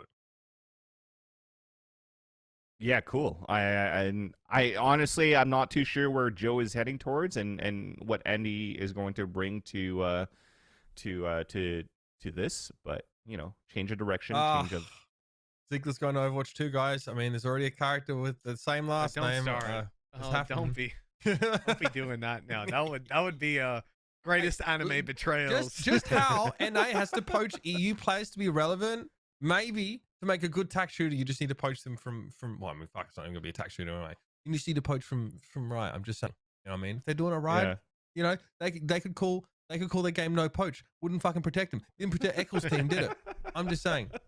So we'll see where he's going. He obviously mentions a new project coming up and is obviously secretive about it, which is standard game developer vernacular for sit tight, and I'll show you what's happening next. What we're doing next, though, is here you go. Here's a picture of Riot Ziegler. There you go. In case you know what it looked like. I didn't know what it looked like, to be honest with you. I was more used to sort of. There you go. He's taking over game director, so he was staying with Valorant at least, right? So. No, he said. What? Oh, Andy Ho's taking over game director. Okay. Yeah. I mean, he was the game director. The game director. He's taking over as game director. He's going over to New World to make the musket a viable weapon again. Oh, God bless. God fucking bless. People play that game still? Is that a thing? I stopped. I didn't even get a max level 30. I stopped playing. It was fun for a spell. I'll be honest. It was. After the break, we're gonna catch up with Anderzz and Kaplan, obviously 2 of our favorite guests to have on the show, because again, the conversation is continuing about what the format for 2022 looks like. We're going to be kicking off with that pretty darn soon. And especially for North America, there are not many second chances. If you fuck up, things are going to look pretty bad for you as a team and your prospects as a pro player. So we want to, talk with some wrinkly brains in the Valorant scene and maybe get a feel for, is this good, is this bad, is it ugly, can anything be done? So stick around and we'll come back for a bit of a roundtable discussion on the format for 2022 after the break. All right, you raggedy bunch of tit biscuits. Welcome back to Valoranting, and Mitch is already tucking into his post-rant meal. Listen, bitching about people you don't like takes some fucking energy, all right? We're doing God's work out here. By God, Vansilli, as a God-fearing resident of the continent of North America, we've got a lot to talk about here because your proud region is starting to buckle at the knees. We want to talk a little bit about the 2022 format going forward. And again, we're forward or backwards? Well, I mean, yeah, that's a great question, Vansilli. And to help us answer that, we're going to bring onto the show, of course, well-respected pundits, analysts from the scene, of course, Anderzz and Kaplan. Are they ready to be brought on the show? Yo, these motherfuckers sat in chat muted during the break, man. We were giving Mitch shit. They could have joined in. These guys are too nice. Hey, guys, thank you so much for joining us. And Anderzz looking a little bit hench there, homie. All right, bro. Looking like a cobra today. Bro, this guy's working out, bro. You working man. out? Full credit to Marcus, the performance coach for Fnatic. Man got me back in a gym. I was swimming every other day. Yeah, we're back in it to win it. Bro, give me your fucking meal prep too, because I could look like. Fuck off! It doesn't matter what meal prep you get given. You're still gonna eat bullshit, bro. That's true. I know you. Yeah, You're gonna order some. Gotta eat healthy, guys. For fuck's sake. Yeah, there you go. How many times I gotta tell you, bro? Chicken wings are good. Oh my God. All right, hey Kaplan, hey, thanks for coming back on the show, man. Great to have you here. Pleasure to be here. It's been a little while. Hell yeah. Too long for my liking, I'll be honest. But we got you guys here now, and I want to talk about this format, right? Because obviously, what we want to do before this discussion, already head shakes, man. What we're going to do before this discussion begins is establish a baseline, right? I need us, and maybe I need to as well, understand the format as it's been announced, right? It's on Wikipedia now, so a lot of this detail has been transcribed like the fucking Rosetta Stone of Valorant esports here. But it's not that clear. I want to talk specifically about the NA region, right? Because Europe has another whole tier of competition, that sort of exists, and it's like a circuit in and of itself. But let's talk about, Anderzz, I'll cue you up first, the major differences between last year of VCT and this year in North America. Because it is a different look, yeah? Yeah, very much so. Looking at this past year, you obviously had all of the VCT Opens. Those sort of trickled up into the major regional Challengers events, and then those went into your Masters events. Now we've got a situation where you have an open qualifier. From that, a bunch of teams, I believe the final number is 12, go into what is effectively a multi-week regular season as opposed to a regional playoff. And then the outcome of that season is going to be what decides who goes on to the Masters events. So completely revamped system that is going to give much more regular play opportunities at the highest levels for the best teams. And I mean, I'm all for it. It's a lot closer to what we would see in like a franchise system. It will give the teams that make it into that system a lot of incentive to continue investing in their rosters. The problem is going to come in what happens to the teams that don't make it into that, because there are going to be a lot of them. There are invite slots, right, Kaplan? So there are some teams that won't have to run this gauntlet and go into like an open qualifier scenario. Is that correct? If some teams that Don't think there's invite slots for I think that's just EU. EU has invited teams. And EU's invited 4 teams. Yes, Ascend, Gambit, Liquid, and Fnatic, right? But in NA, there's no. So this is your invited teams for NA. So obviously none of these teams. So okay, Kaplan, what happens in this open qualifier, right? There's only certain amount of slots here. But is it open to anybody? This is just 12 blank things. Who can compete in the open qualifier? Open in 128 teams. I'm assuming. I believe they've said. But. Yep. So first come, first serve to sign up to play, right? So potentially, if you're slow to sign up, for example, I don't know, if you're supposed to be a top team and you just fucking fell asleep at the wheel and you forgot to sign up your team, there's already your first challenge there where you fucking didn't make it to the top 12 and you're not playing for fucking 6 months. Just yoink some of the tier 2 managers who have to like full yeet themselves into NSG Opens every week. They'll just 100% success rate. They'll get it for sure. Yeah. What They is have it bots set up. in North America now for you guys? Have you guys reached that cap before of 128? Because in Europe, we've had. Oh, It's so usually they 3 stick days to it. They after. don't increase. Correct. That's okay. That's kind of Yeah. crazy. All right, I thought I've if had a lot they of hit it, like, in the first 128s day and or it two. always filled. That was like I Wow. think. All right. So if you're looking at, I think this was like first strike qualifiers when you had like UMG qualifiers and you had the NSG qualifiers before, and they had 128 teams, and UMG had 2 128 teams qualifiers, and they both filled up. So we have a lot of teams that want to play here in North America. So that's one thing. Cool. The other thing though is that you're signing up 128 teams. Whoever's in charge of running this qualifier, how the fuck are you gonna seed 128 teams to try to make that even enough so that roster shuffle teams. exactly with Yeah. all these roster moves that are happening right now, roster shuffles. There you go. Couldn't find the word, even though you just said it, Mitch, man. But that is one thing. And then if you look at how it was on Wikipedia, is that apparently now you have a couple of rounds that are I don't know if it's BO1s, but at least it's going to be single limb until you make it into the playoff run, which is what I mentioned before, looking at maybe top 16, top 32, going into double elimination playoffs to get your top 12. So it's a cutthroat system, man. It's super cutthroat, but I'll still let you guys, give us your thoughts on this, looking at this qualifier. Yeah, let's start with a tweet from Anderzz there. It obviously points out that there's no fucking seeding for this open qualifier. So what is going to stop us from having 2 top NA teams go against each other in round 1? Yeah. In theory. Nothing. Yeah. Gambling and hoping that the numbers hash out. I mean, like, maybe I have a little bit more of like a disillusioned perspective on this coming from collegiate because like I'm used to shit formats. I'm not gonna beat around that bush at all. Like, crap formats happen. So the fact that we're in a situation where a single qualifier can explode you, like, okay, that's par for the course. Sometimes formats are just gonna be really unforgiving. But the fact that that's then exacerbated by, oh, seeding is also just a complete shit show is where I start to have serious concerns. Because a cutthroat format that's at least equitable is okay. Like, give these teams a valid shot based off of their roster's historical performance. Oh, wait, the rosters don't have historical performance anymore. What the hell are we doing? Then you have to go by org names at that point, pretty much. Exactly. Like the tenure of that. And like, in what universe is that now fair? Like, are we just going to arbitrarily be like, this org's investment allows them to have a better seed than team X, Y, or Z? And does that just hose other teams that have a much more valid argument for being through to this regular season? Like, what the hell?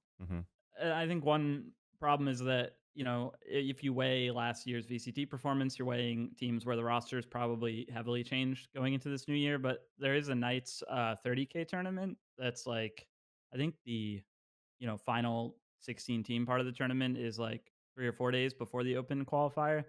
And it's going to be really interesting to see. I think a lot of big orgs are going to play it from what I'm hearing, and it's 30K. But how much is that? That's like the one big tournament for the year leading up to this. If the seeding weighs that heavily, everyone's going to want to play in it to get really good seeding going into this open, because this open is everything. Even the PK in itself, though, is going to be played differently. If I'm not mistaken, the PK format also has agent bans in that event.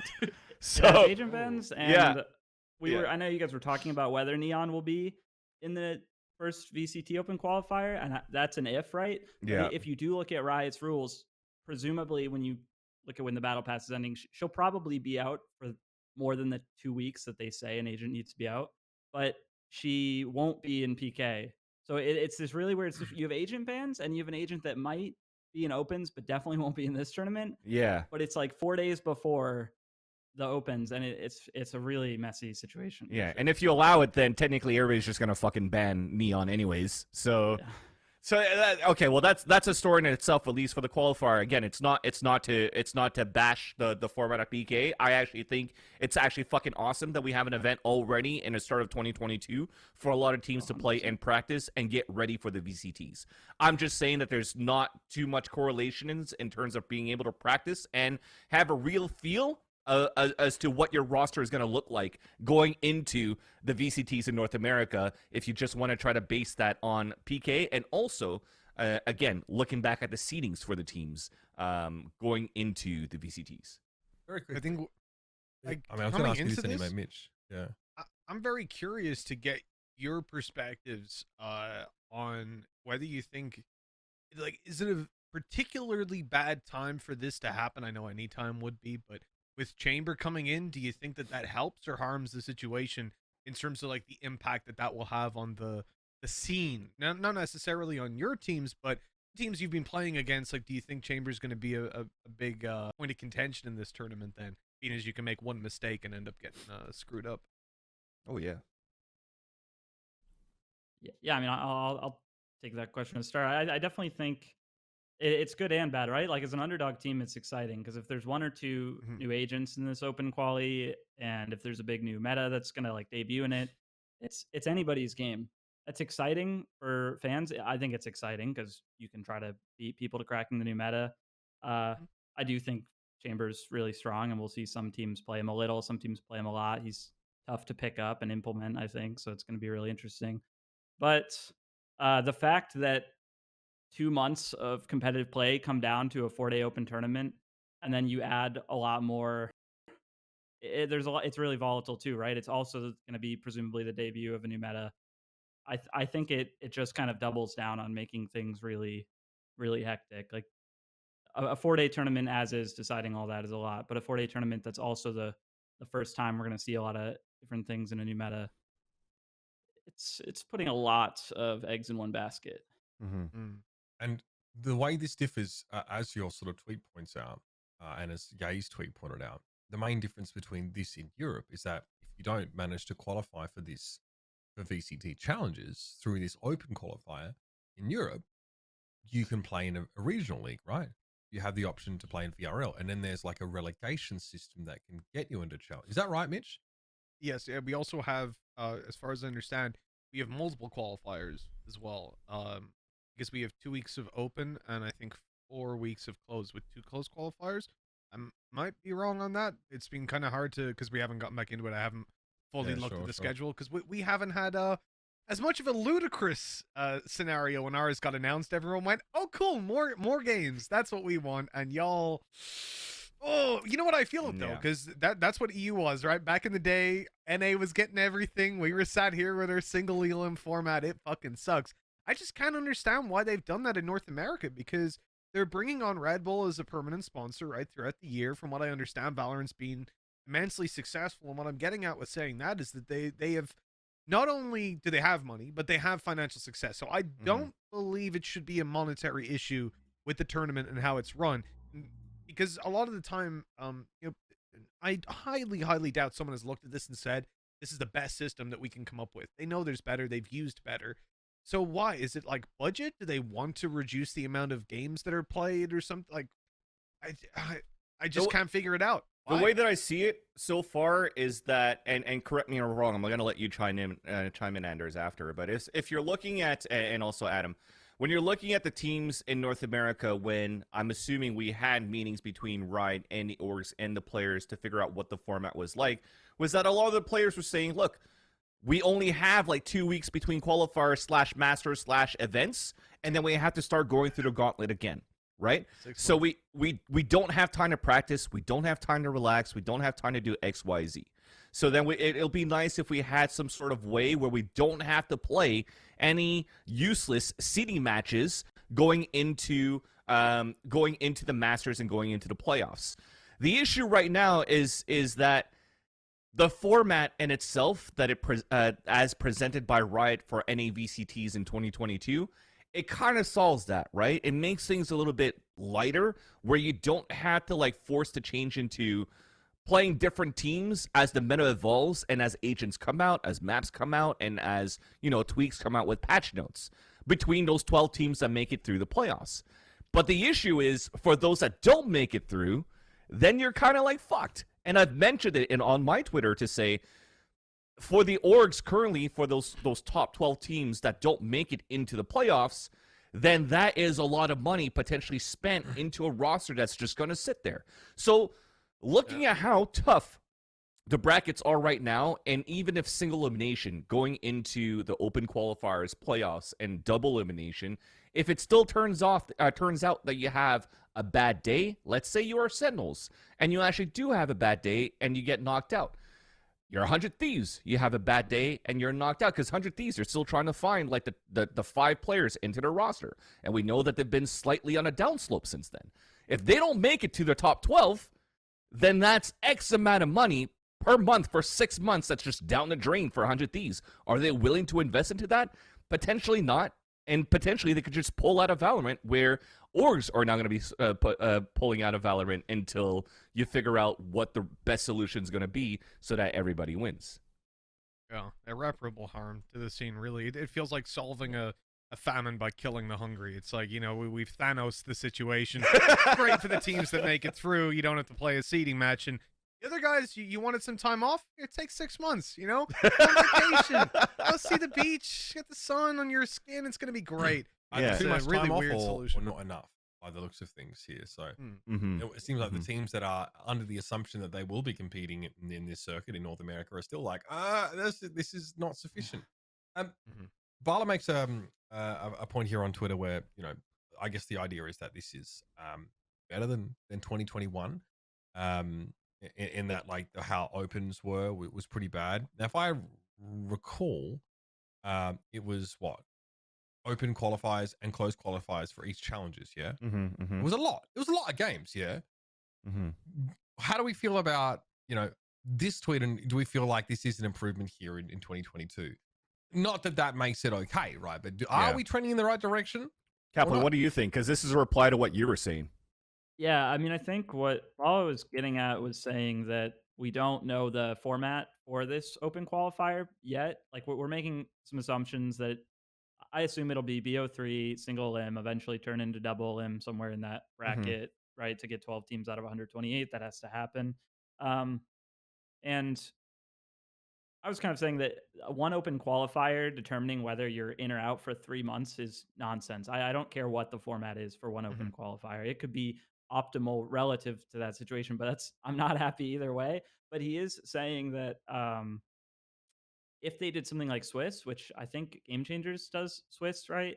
That at least teams are guaranteed when they play in this tournament to play a lot of series. And that's definitely better than just like single MBO3s. Because, like, and you mentioned Sentinels, right? I mean, and you mentioned 100 Thieves. Both of those teams lost BO3s and open qualifiers last year. And there's a lot of worlds where the format might come out in a way where if one of those teams, like you said, has a bad day, they've already done it. They're out for 3 months. And, you know, you actually made this point to me in conversation, right? It can go the other way of if a no offense to a mediocre team, but if a mediocre team upsets one of those teams, you might just have to watch a mediocre team get crushed for like 7 weeks. 6 weeks, 6 to 8 weeks, and that's no good for spectatorship either, right? So it's like, because Sorry, go ahead. Sorry, Mitchman. I was just going to add, because, you know, let's say people want to tune in because they want to see the Cloud9s. People want to tune in because they want to see the Sentinels. People want to tune in because they want to see the 100 Thieves. But if those teams potentially do not make it because of an off day, then you're potentially also losing viewership for those weeks where it could have been a Cloud9 replaced by any other team. I'm not going to say mediocre or whatnot. Any team that doesn't have that following. Right? BBG, of course. I mean, that would win the whole thing. BBG is winning fucking champions. That's our NA savior for fucking 2022. But I mean, yeah, exactly. This is like kind of a weird abstract way to look at it, but you have that like eternal argument people have of like, what's better, open circuit with like full-blown relegations on a regular basis or franchise? And it's like both of those systems work and have clear pros and cons. And now we've reached an in-between that's worse than both of them. Yeah.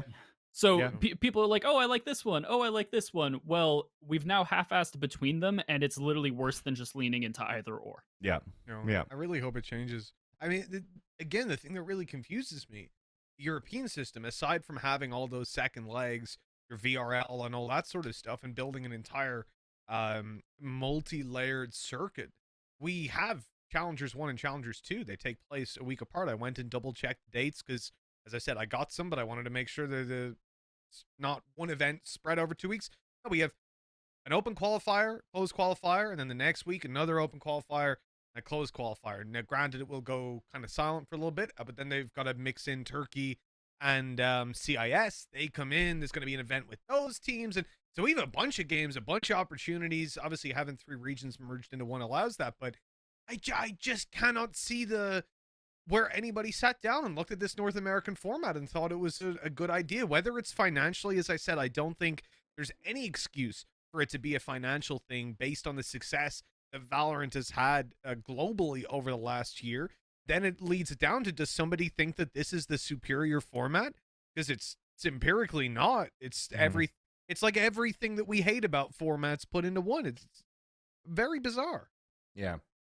And how hard would it have been to take away the first 2 weeks of that regular season? And I mean, this is like full-on heretical shit I'm about to throw, but like, even battle royales do shit better than this. Like, take 2 weeks off of the regular season, do 3 of these 4-week qualifiers, and power score that shit. Oh, look, nobody has issues anymore. Like, it's genuinely that easy to have a better format than this. Well, the power score and everything, wouldn't it be that season of 2021 anyways, when you're getting like circuit points for, winning or qualifying or placing in Masters, for winning at Challengers and stuff like that too for Champions? Yeah, we're already using a power scoring system to determine who goes to Masters events, but we're, for whatever reason, not using it to determine who goes into the regular seasons that precede those. Why are we using a system that makes sense one place and a system that doesn't make sense in another place? Yeah, I think the only logical assumption out of this is that they're trying for North America a franchise system to see how the franchise system is going to go for potentially the future, but at the cost of happening in this fucking for open qualifiers at the end of the month. I think why don't we just have a second open qualifier? And on top of that, EU has this VRL, right? The 8 regional leagues. On top of that, it starts to talk about these regional circuit tournaments that might pop up. It mentioned a VCT promotion tournament, which I don't know what that is, and tried Googling it and couldn't figure out. It's got all these things. Okay, and why does NA just... So what's the reason that NA just doesn't have that underneath? It's those like leagues and tournaments are operating under the VCT level, right? So how come in NA, if you don't make top 12, you're actually just sitting out for 3 full months? Let me already tell you something that's probably going to upset you more. Our season ends around September next year. Well, everyone's does with champs, right?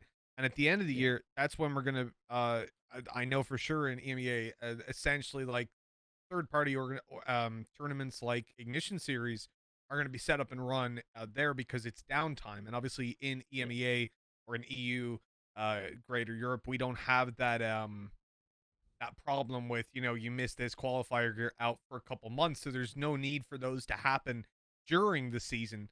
But it strikes me again that in North America, maybe there are some plans to run something in between. I would very much hope there are, if you're going to leave the circuit stagnant like that for so many teams. That's the thing.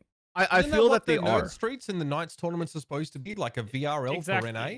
There's got to be some like unannounced, like, it's weird because I assume that a big part of this is that they want to continue having a strong relationship and giving a lot of latitude to Knights and NSG during these off seasons.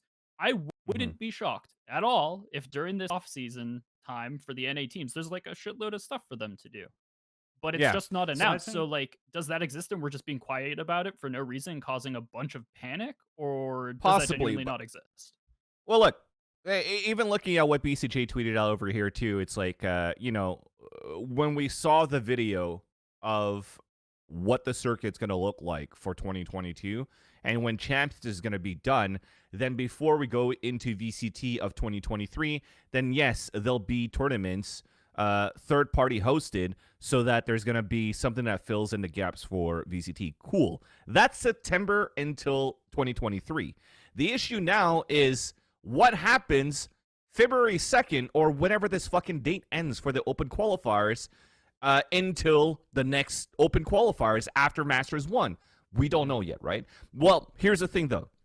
So NSG, they have their North America NSG Winter Championships February 4th to the 6th. So there's still going to be some sort of tournaments that is going to be happening during the offseason where, you know, most likely you want to encourage these teams to start playing in that so that they maintain their salary, so that maintain on top of their form, and that they play. That could be one thing. Cool. There will but be then that, the other that thing one is tournament 4 days after the Open qualifier, but will there be anything from that until exactly we don't know yet, right? But and then also what's different versus VLR or something like that, or sorry, VRL with Europe is that whatever you're playing during NSGs or potentially a Pittsburgh Knights, that doesn't go back into the circuit in itself. Right, so like VRL, you could play into your local VRL, you could play into the relegations, and then whatever that's going to happen, right? But then NA, this still becomes just a one-off tournament. It doesn't add anything into the circuit in itself. Yeah, it doesn't give you a chance to get back in via like a relegation system, right? And it just gives me it gives me the assumption that going into Masters 2, you might go into the exact same fucking format for NA. Can I also point out, if you're a team that gets knocked out, can you imagine how difficult it will be as a player to stay motivated, to keep up to date with a meta as a team to a top level, to compete in all these shoulder tournaments that don't mean anything just for a bit of cash, when you know, like, oh, by the time I play in VCT, it's going to be 2 metas different. So, like, well, you're going to have this 2 to 3 month period of your life that feels like you are literally just burning time, because that's what you're doing. Just playing some... You know, I mean, no disrespect to anybody running the tournaments, but some shitty cash tournaments, from a player's perspective, it's like, well, that's all it is. It's just cash, right? They don't care. There's no glory. There's nothing like that. So I can't imagine that'll be easy either. Yeah, I think a big issue with that is, like, how big would any tournament that's happening just on the side be? Because obviously Riot would have to approve the licensing, and historically, if you look at the last year, there wasn't any large prize pool tournaments happening on top, like during VCT, because they don't want the viewership to cannibalize, and I understand that. And I've attempted to do some unprofessional investigative journalism of asking some of these TOs, have you kind of heard anything? Do you have anything planned? And they kind of go, no. I might not have asked high enough up in the chain, but for what that's worth, and I won't name names. I mean, I went to the CEO and I got nothing as well. So. But you know, if the prize pools aren't large, what you're saying, Mitch, is very true. Why would a team that really wants to be a top team and wants to win the next Open qualifier, why would they play tiny prize pool tournaments in the meantime and just put whatever they are working on onto stream and into the public? Unless you're a team where you can outweigh that downside with, okay, we have huge tournament nerves, we need the practice in that regard. Even if there are small tournaments, I'm doubting that they're going to be a large enough prize pool that, like, the other entices these players to play. Are going to want to play. Exactly. You like, see Envy rolling up. If Envy lose a BL1, you're not going to see them rolling up to like a 2K prize pool going, let us show you the new meta that we've been working on. Like, no, it's going to do so much damage to the scene, which again circles us back to, where are the positives? Like, where? Normally we can say, oh, well, they're leaning on this, but I have no idea. I'll do one better. If you guys, what's the quick fix here? Do you guys think in the interim? Like, what is the bare minimum? At least double elim. You guys want to see here for NA to at least, you know, put it in a position where you don't feel like the pauper as opposed to, you know, the princes in Europe. Well, go ahead first, guys. I was just looking for who asked Vansilli. I couldn't. The way that I see it is that, like, it's a scale. Obviously, like, there are different levels of we can fix this. Bare minimum, make it double elim. That is like we can't change anything. Our schedule is locked. We have very limited resources to change anything. At least make it double elim.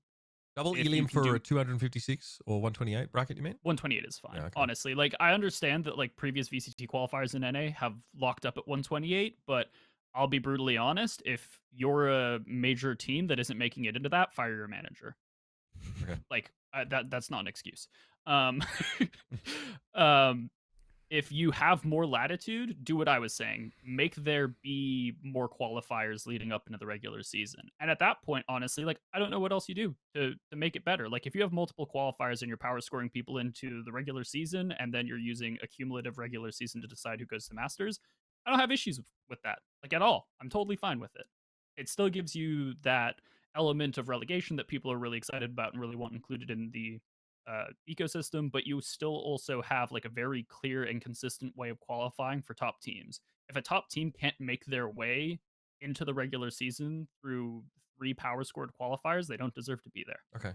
Plain and simple. Agreed. I think for me, the biggest thing, I mean, I completely agree with all that. And this doesn't really answer the question of how do you make it better. But the one thing I would ask is, can we get a little more transparency? Because we got one blog article outlining this stuff. And as far as I'm clear, the most recent communication between Riot and orgs was basically the same thing as the blog article. Whereas if you go check out EU, not only is there way more stuff, but it's a really organized article. If you go to vct.gg, it's just EU's VCT page. You can learn a lot. You can already sign up for the open qualifiers. And Nothing on NA. Like, I don't know what's happening. Apparently, TOs or some people, in the third-party TO area don't really know what's happening, and it's orgs don't know what's happening. And there was a lot of riots on break. Well, it's Tuesday, and you got to be back from break by now, right? It's getting. It's fine. There's a lot that's just we don't know what's happening. We don't know if the new agent is gonna. I hope by the time the agent comes out that we know if that's in the open qualifier, right? Enjoy. We just don't know what's happening. I think that's the largest problem here. Yeah, and less than a month out, and this is all just conjecture, and it shouldn't be like that. We don't even know who is going to be the tournament organizer that's going to organize the open qualifier for NA yet. And we're already like 3 weeks in, right? 3 weeks until it starts. So that's already one thing. That hasn't been announced. We don't know what our signups are at the same time. But January 27th. Let's say now. When are signups? Sorry? When are signups for this? It's not announced yet. It hasn't been announced yet. That's the issue. Bruh. So that's one thing. So then let's say they announce it this week or next week or whatever, right? Because we got to think about, everybody's got to go on fucking holidays. Everybody's got to go on vacation. Let's understand that. Everybody at Riot went on vacation during the Christmas holidays. We all came back to work yesterday. So it's probably going to be like on the docket, first thing on the fucking docket to talk about around the fucking meeting table. And then now let's talk about the signups. Let's talk about NA. And it's probably going to come out this week or next week, and then we fucking know. So everyone will sprint to the fucking sign up. Exactly. Just to fucking sign up to get that shit, right? We could look on the bright side. There's potential that we're going to turn around, and these guys are going to they're going to turn up today, sit down and go, all right, guys, I got my morning coffee. Thanks, Jeff. All right, so what's on the table today? Something about formats? So is it we gave them challengers too in EU, right? Yeah. Well, what's wrong with them now? No, it's NA, sir. NA. Sorry, I was away for Thanksgiving. What's going on in NA? It's the single elim. The fucking what? The draft that we made on day 1 of the alpha? No. Why did you bring that up? Oh, I thought it was that file. No, it's the other file. What are you doing? And then the whole company just like runs around going, tell them it's double elim. We'll do best of 7s. We'll do whatever they want. I'm sorry. Like it's this shit's gonna be crazy. I don't know. That's the world I'm gonna live in. And you guys are welcome to join me. And it's very happy over here. Everything's great. Yeah. You guys better not fucking lose next year. Right now we have the reality that this is happening, right? That no matter what, if teams don't qualify into the top 12, they're fucked for a couple of months.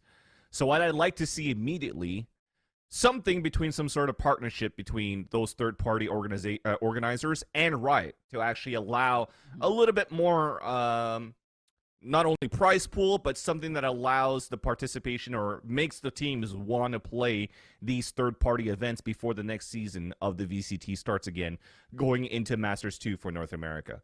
Right, because I've even mentioned it before, like for the teams that are currently making it into the top 12 and then they're going to play into the 6 to 8 week program, whatever that format's going to be, if teams were already bitching about playing too many seeding matches during the open qualifiers, wouldn't this season kind of be like open qualifiers as well until you make it to Masters 2?